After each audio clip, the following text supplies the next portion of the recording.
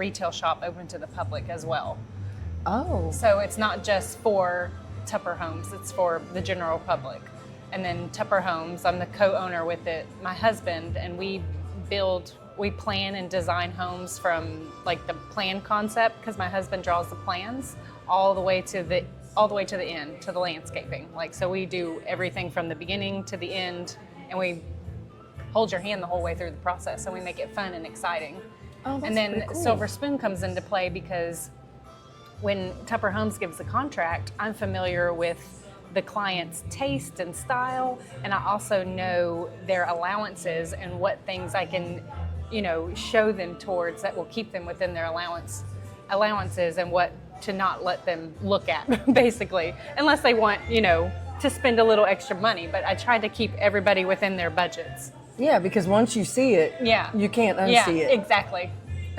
And then it's like, that's what you want, and it completely changes. And then anything that would have been nice, you just don't. It's like, it's this underlying disappointment. Right. And then sometimes that happens. So, if you really fall in love with something that's a little bit outside of the budget, well, maybe we can alter some other things within the house and try to get that budget down somewhere else. Yeah. So it's all in there, all That's integrated. pretty cool. So Silver Spoon, you actually have a showroom where you can go in and look and. I do. Oh, wow. So where is that? It's at 4515 Lake Street. It's in the same office as Tupper Homes, so we're all connected. Okay. So what kind of stuff, like if I walked in, what am I going to see? You're going to see wood flooring, porcelain flooring, cabinet hardware, door hardware, all the pretty things, backsplash tile, all the pretty things that go in a home. So all I'm not going to see like is what we call it. Furniture or stuff like that. Mm-mm. Okay, so we're talking about more of like walls, floors, fixtures. Yes, wallpapers. No, not any light fixtures. What about bathroom fixtures? No. Like sink, stuff like that? No. No. Okay, so flooring I leave and that wall. to the plumbing professionals. But we do like window treatments and wallpaper. Okay. So window treatments is in like fabric, drapes, and things Fabrics, like that? yeah, like Roman shades, woven wood shades, Okay. draperies. Like the plantation shutters Plantation and all shutters, that stuff? Okay. blinds. Okay. There good to are know. tons of options. Tons of options. It's a revolving door in there. I'm constantly updating my towers and my samples, but it's fun. That's awesome. Is wallpaper still a thing? Yes, wallpaper is back in action. It's actually come back with like a pretty serious. Yeah, it's back, and I love it. Because people are tired of just the sheetrock walls. Me personally, I can't stand sheetrock. So where are you located? So I am in the Cottage Shop Cultural District. So it's that little area, not quite to 210, but in the middle of downtown in 210, kind of. Hodges, Alamo, all the little shops and everything in that area. So it's 2711 Hodges. I'm in a little white building with a white picket fence. So it literally looks like you're pulling up at Grandma's house, right next door to Acme Signs. So we do plate lunches. We do hot plate lunches starting at about 10:45, 10:30, 10:45, and I do a different plate lunch each day. We have 5 different flavors of chicken salad. So I've got a fruity one, and I've got a sassy pig, which is my bacon jalapeno. It's got a little kick to it, and Cajun house, and dilly dally. So you've got a few different ones. The dilly dally is basically it's the same recipe as the house, only dill relish instead of a sweet. So that's kind of what kicked me off with all the names, because I knew I wanted to have more than one flavor of chicken salad, because I had made the Cajun and the I call it Tutti Frutti. I had made them before, but not that often. But we love eating chicken salad. Every time we go down the bayou, the first thing we do is we go to the IGA and get some chicken salad, because they had the best chicken salad. Just a plain chicken salad, you know? Funny. Well, you said you do plate lunches. Do you offer catering? I do. I'm doing a wedding this Friday. Oh. I am catering for a wedding for 200, and they were specifically requested my fettuccine. Oh, So that's going to be on the menu for them. The most I've ever catered for is 228. I do catering, like if you want to do the order it and pick up out of a pan or a tray or something like that. That would be more of like a self-serve, like you order it and come and pick it up. I've done where I've delivered. I did a Christmas party a few years ago where I did a variety. I did a couple different dishes. I did a charcuterie board, some desserts. Sometimes I'll do catering where they just want the plate lunches. yeah. And they'll tell me how many they need, what they want in them. Sometimes it's all the same. Look, I want everything to have the rice and gravy with the pork chops with corn and green beans and a bread roll.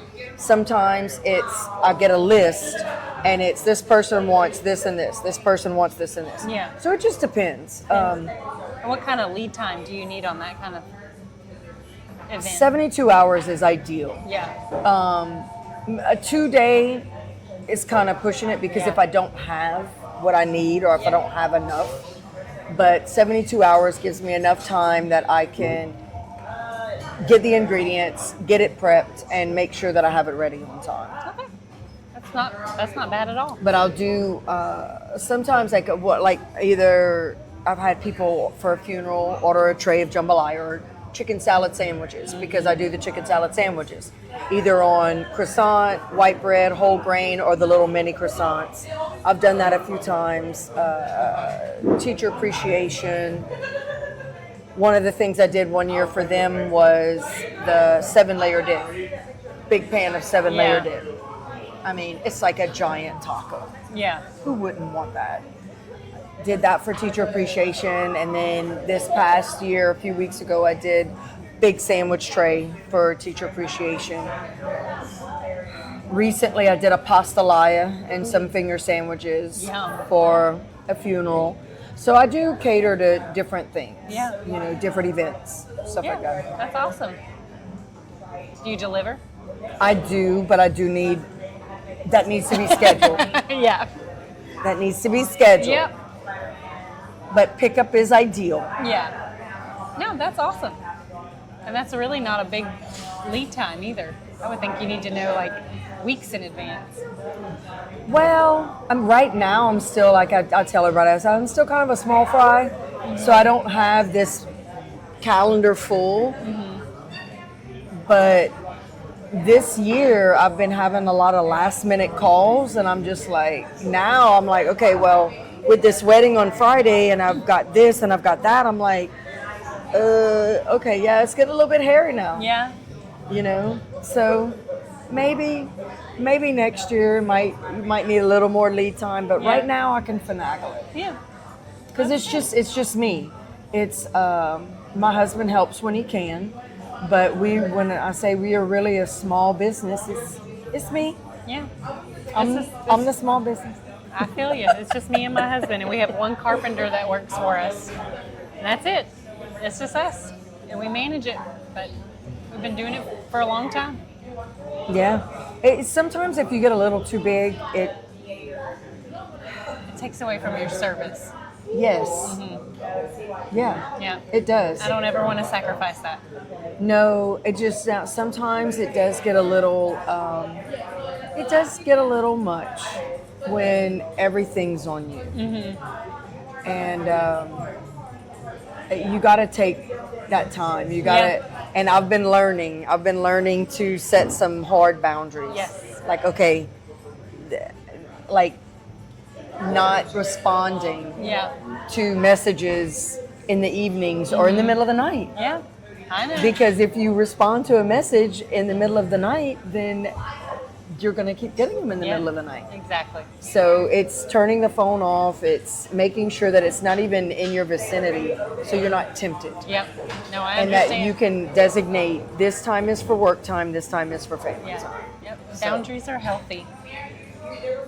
Everyone needs to have It's boundaries. okay to say no. And they're not just for you. They're for your family.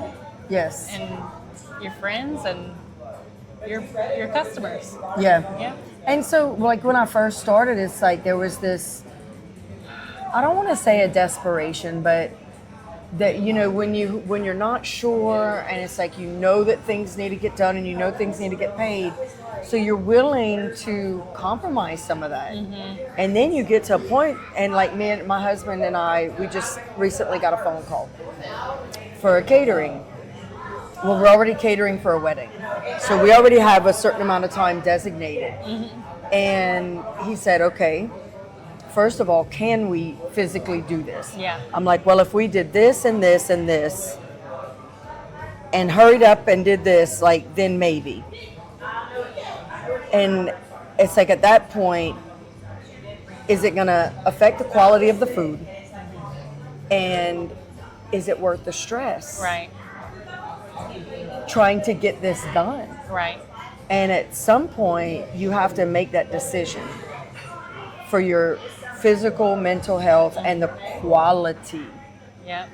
Because if it's going to affect the quality of the food, it's almost better to say, I'm sorry, I can't.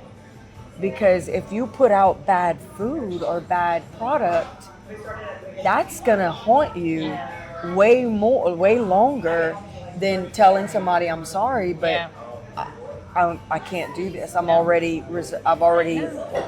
booked or reserved for something else. I understand. So That's good. those are things that I've learned. Yeah. And So, in the economy in Lake Charles today, what do you think it takes to successfully run a small business? your relationship, hands down, Yeah. Your integrity. your relationship, like your actual being real, being genuine. Being That doesn't transparent. mean that, Communication. yes. And it doesn't mean that you have to give everything away or bend over backwards. It just means that you need to be real. People know that, like for me, all my customers know that it's me and that we homeschool our boys, and so they know we're a family. And so when I put on my calendar closed for a family event, they're like, good for you. Good for you. You need that. The other day I had some of our regular customers come in with a bouquet of flowers. And she looked at me and she said, I just want you to know that we see you. We see how hard you work. We see you. And I mean, I'm like bawling. I'm in tears, and we hugged it out and everything, but it's not just me being there for them. They're there for me too. I had a lady, one of my other customers the other day, I saw her pull up in the parking lot, and I'm like, well, she's not going to get down? And then she left. A couple of weeks later, she came in. I said, what you was doing? You never came in. She said, girl, something just in my heart told me I needed to pray for you. So I pulled in the parking lot, I parked my vehicle, I said my prayer, and then I went home. I had to get back to work. So I have customers that are praying for me and my family. That's Like, awesome. That, so it's just being who I am. Now, I will say this, I'm very small, and like I don't have any employees and I can't afford them.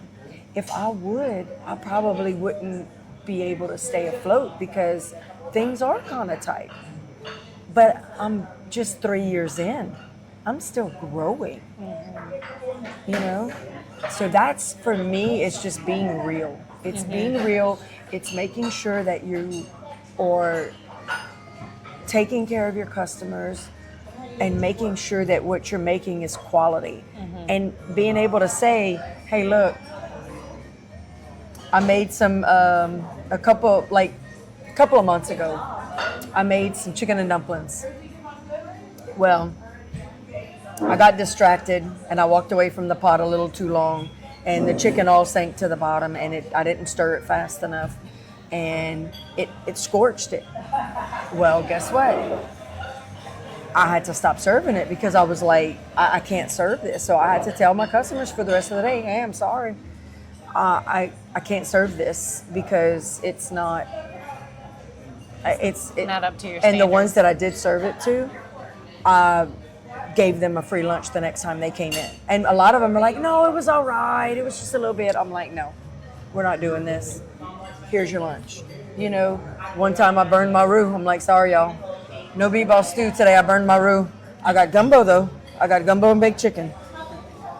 But it's them knowing that I'm not going to give them, you know, something that's not quality. Mm-hmm. You know, making it right whenever I mess up. Yeah. I'm sure y'all going through the same thing, maybe in different ways. Yeah. And you just own it. You just be honest and sincere about it. Like, I'm sorry. Yeah. What can we do to fix it? Yep, exactly. We hope we never run into those issues, but when we do, we're there and we're going to handle it hands-on. Other than that, we want everybody to be happy. Because a house is a big investment, and we know that. Yeah. Would you have any advice for anybody that's an entrepreneur that wants to start their own business in Lake Charles, and what advice would that be? Besides what you've already talked about. Don't be afraid to fail. Those are where the best life lessons come from. Get back up and try again. Yeah, you can't give up easy. No. If you're one to give up easy, then it's not for you. You're going to have to be willing to sacrifice. You're going to have to be willing to push that last bit, no matter how tired you are, no matter how, little sleep you have. Get down in the ditches and get gritty and dirty. Somebody once told me, it was years and years ago, the difference between people who make it and who don't is how bad do you want it and how far are you willing to push for it. And I don't mean that in a negative way, like doing things that are shady, but how much are you willing to really push for it? How much are you, if you're just going into this nonchalant, then no. You have to really want it, and you have to be willing to work when everybody else is going play. It may not be forever, but you've gotta put some time in before you can get to that cruise control. And I'll tell you what, something that I can honestly say, you don't have to reinvent the wheel, and you have to surround yourself with people who are smarter than you, who are more talented than you, who are like-minded and business-minded. And the reason I say that is because if you surround yourself with 5 smart people, you're the 6th. If you surround yourself with 5 hardworking people, you're going to be the 6th. If you surround yourself with 5 lazy people, you're going to be the 6th. So you need to make sure that you're surrounding yourself with other people who are elevating themselves, who are striving to be better. I still, when somebody tells me something about trying something or a flavor or a recipe or a better way to do things business-wise, I am absolutely listening, because I don't have all the answers. And as long as I'm willing to learn, and as long as I'm willing to stay humble, that's another thing. You have to be humble. You can't be arrogant. It will bring you down. You have to be humble. You have to be willing to listen when other people are offering you advice or even criticism, because it's coming from a place of truth, whether you like it or not. I don't always like to hear things. Now, negativity just for the sake of being ugly, that's one thing. but genuine, sincere, Criticism. constructive criticism. You've got to be willing to hear it. You've got to be willing to take it in and process it. Because if you're not trying to be better. Because that's, other business people know it's coming from a place of love and care and growth, that they want to see you succeed. Otherwise, they wouldn't say anything and they just let you fall. Yep. I agree. Surround yourself by good people that will push you and support you. So how did y'all come up with Silver Spoon Interiors? That the name, you don't have to be born with a silver spoon in your mouth to have a nice home. So yeah, everyone can have a nice home and an affordable home. That's pretty cool. Yeah. I like that. I like the just how names come about. You know, I kind of did the same thing with mine. So whenever we were trying to decide the name of a restaurant, it would have either been Lily Rose, which is after my two grandmothers who were both cooks. And one of my grandmothers actually had several like bar and grill type places, one of which it was called Lily's Place. And so it was either that or Teapot Noir. Yeah. And we went with the Teapot Noir because there's other family members with that name. Yeah.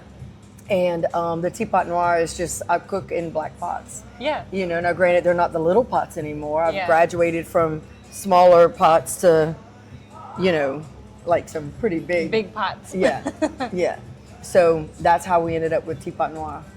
I like the name. Yeah. It has a good ring to it. Yeah, and it just, somebody said one time, well, you really don't want anybody to be able to pronounce it. I'm like, no, I wanted to still have my culture. I wanted to have, and a lot of the pots that I have, they weren't purchased, they were given. They were given by a great grandmother, like my mom. We called her my mom Lele. We didn't say Lily. It was my mom Lele or my mom Stella, or my mother-in-law gave me some pots. So I have like all these different pots and different sizes and all these, you know, and then some of them we have purchased over the years, but most of them were given. Most of them have been handed down. That's awesome. One of them I found buried in the backyard. Oh, that's fun. No joke. We were clearing out a place in New Orleans and out clearing out the backyard. I'm like, what is this? Kept digging. Sure enough, it was a black skillet. Why do you think it was in the ground? I have no clue. But it cooks good. That's all that matters. Well, yeah, I mean, you sand it and you season it and then here you go again. But I don't know, I thought it was pretty cool. Yeah. The handle has a fleur-de-lis on it. Oh, that is Pretty cool. Mm-hmm. Yeah.